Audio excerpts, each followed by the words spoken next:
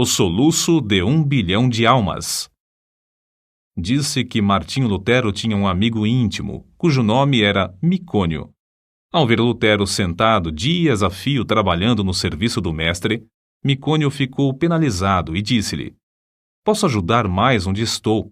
Permanecerei aqui, orando, enquanto tu perseveras incansavelmente na luta. Micônio orou dias seguidos por Martinho. Mas enquanto perseverava em oração, começou a sentir o peso da própria culpa. Certa noite, sonhou com o Salvador, que lhe mostrou as mãos e os pés. Mostrou-lhe também a fonte na qual o purificara de todo o pecado. Segue-me, disse-lhe o Senhor, levando-o para um alto monte de onde apontou para o nascente.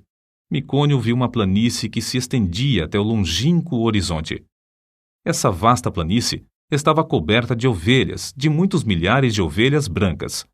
Havia somente um homem, Martinho Lutero, que se esforçava para apacentar a todas. Então, o Salvador disse a Micônio que olhasse para o poente. Ele olhou e viu vastos campos de trigo brancos para a ceifa. O único ceifeiro que lhe dava para cegá-los estava quase exausto. Contudo, persistia na sua tarefa. Nessa altura, Micônio reconheceu o solitário ceifeiro. Seu bom amigo, Martinho Lutero. Ao despertar do sono, tomou esta resolução: Não posso ficar aqui orando enquanto Martinho se afadiga na obra do Senhor. As ovelhas devem ser pastoreadas, os campos têm de ser ceifados. Eis-me aqui, Senhor. Envia-me a mim. Foi assim que Micônio saiu para compartilhar o labor de seu fiel amigo. Jesus nos chama para trabalhar e orar. É de joelhos que a Igreja de Cristo avança. Foi Lionel Fletcher quem escreveu. Todos os grandes ganhadores de almas, através dos séculos, foram homens e mulheres incansáveis na oração.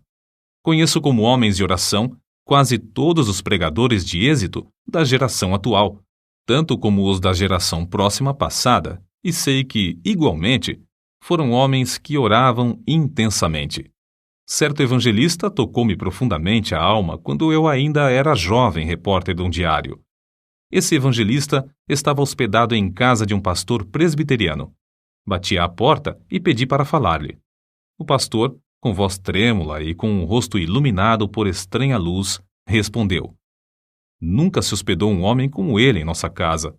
Não sei quando ele dorme. Se entro no seu quarto durante a noite para saber se precisa de alguma coisa, encontro-o orando. Vi-o entrar no templo cedo de manhã e não voltou para as refeições. Fui à igreja. Entrei furtivamente para não perturbá-lo. Achei-o sem paletó e sem colarinho. Estava caído de bruços diante do púlpito. Ouvi a sua voz como que agonizante e comovente, instando com Deus em favor daquela cidade de garimpeiros, para que dirigisse almas ao Salvador. Tinha orado toda a noite. Tinha orado e jejuado o dia inteiro. Aproximei-me furtivamente do lugar onde ele orava prostrado. Ajoelhei-me e pus a mão sobre seu ombro. O suor caía-lhe pelo corpo. Ele nunca me tinha visto, mas fitou-me por um momento e então rogou: Ore comigo, irmão. Não posso viver se esta cidade não se chegar a Deus. Pregara ali 20 dias sem haver conversões. Ajoelhei-me ao seu lado e oramos juntos. Nunca ouvira alguém insistir tanto como ele. Voltei de lá assombrado, humilhado e estremecendo.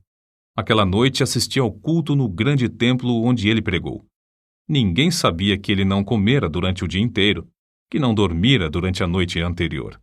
Mas, ao levantar-se para pregar, ouvi diversos ouvintes dizerem: A luz do seu rosto não é da terra. E não era mesmo. Ele era conceituado instrutor bíblico, mas não tinha o dom de pregar. Porém, nessa noite, enquanto ministrava, o auditório inteiro foi tomado pelo poder de Deus. Foi a primeira grande colheita de almas que presenciei. Há muitas testemunhas oculares do fato de Deus continuar a responder às orações, como no tempo de Lutero, Edwards e Judson.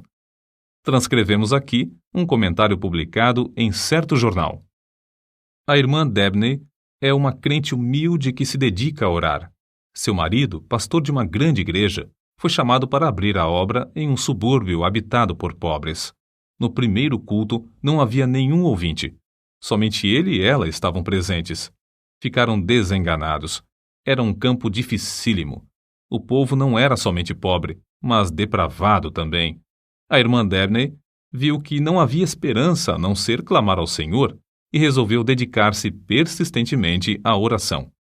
Fez um voto a Deus que, se ele atraísse os pecadores aos cultos e os salvasse, ela se entregaria à oração e jejuaria 3 dias e 3 noites no templo, todas as semanas, durante um período de 3 anos.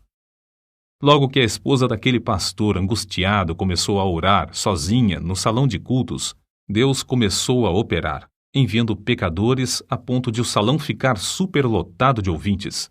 Seu marido pediu que orasse ao Senhor para que ele lhes desse um salão maior. Deus moveu o coração de um comerciante para desocupar o prédio fronteiro ao salão, cedendo-o para os cultos. Continuou a orar e a jejuar 3 vezes por semana, e aconteceu que o salão maior também não comportava os auditórios. Seu marido rogou-lhe novamente que orasse e pedisse um edifício onde todos quantos desejassem assistir aos cultos pudessem entrar. Ela orou e Deus lhes deu um grande templo, situado na rua principal desse subúrbio. No novo templo, também a assistência aumentou a ponto de muitos dos ouvintes serem obrigados a acompanhar as pregações de pé, na rua.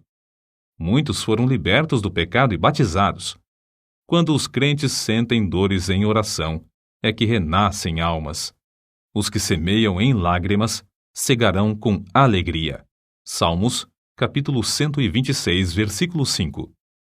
O soluço de 1 bilhão de almas na terra me soa aos ouvidos e comove o coração. Esforço-me, pelo auxílio de Deus, para avaliar, ao menos em parte, as densas trevas, a extrema miséria e o indescritível desespero dessa multidão de almas sem Cristo. Medita, irmão, sobre o amor do Mestre, amor profundo como o mar. Contempla o horripilante espetáculo de desespero dos povos perdidos, até não poderes censurar, até não poderes descansar, até não poderes dormir. Sentindo as necessidades dos homens que perecem sem Cristo, foi que Carlos Inwood escreveu o que falamos há pouco, e é por essa razão que se abrasa a alma dos heróis da Igreja de Cristo através dos séculos. Na campanha de Piemonte, Napoleão dirigiu-se aos seus soldados com as seguintes palavras: ganhastes sangrentas batalhas sem canhões, atravessastes caudalosos rios sem pontes, marchastes incríveis distâncias descalços, acampastes inúmeras vezes sem coisa alguma para comer. Tudo graças à vossa audaciosa perseverança. Mas, guerreiros, é como se não tivéssemos feito coisa alguma, pois resta ainda muito para alcançarmos. Guerreiros da causa santa, nós podemos dizer o mesmo. É como se não tivéssemos feito coisa alguma. A audaciosa perseverança é-nos ainda indispensável. Há mais almas para salvar atualmente do que no tempo de Miller, de Livingstone, de Patton, de Spurgeon e de Moody. Ai de mim se não anunciar o Evangelho. 1 Coríntios, capítulo 9, versículo 16. Não podemos tapar os ouvidos espirituais para não ouvir o choro e os suspiros dos atuais 6 bilhões de almas na Terra, que não conhecem o caminho para o lar celestial.